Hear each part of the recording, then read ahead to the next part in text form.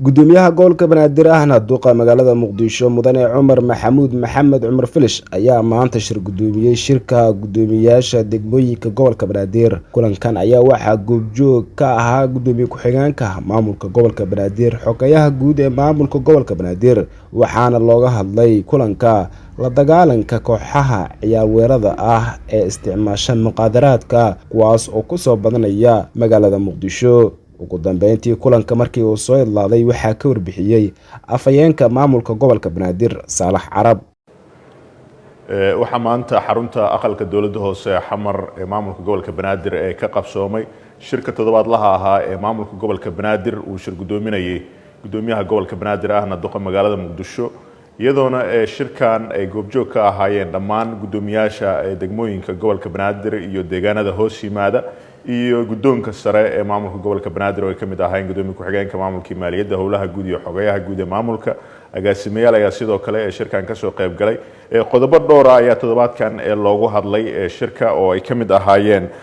sidii lala dagaali lahaa kooxaha burcadda ah iyagu ku soo batay maalmihii ugu dambeeyay xaafadaha qaar ee magaalada muqdisho ee dhaca geysta, iyadoona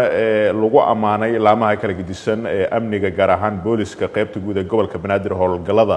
ay habeenadii ugu dambeeyay ka sameynayeen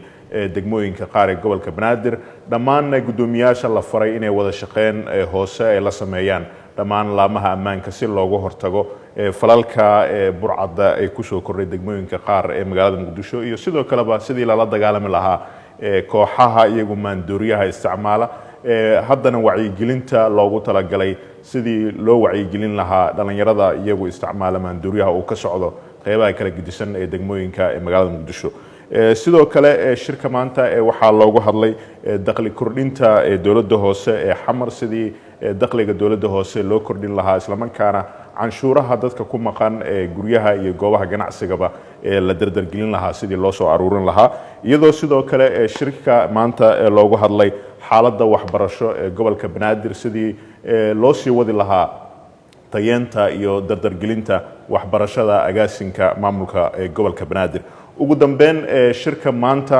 waxaa ugu cuslaa qodob ku saabsanaa in maamulka dowladda hoose ee xamar uu la mataanoobo maamulka dowladda hoose ee magaalada Konyo oo ka tirsan dalka Turkiga, iyadoona ka hor saxiixa maayirada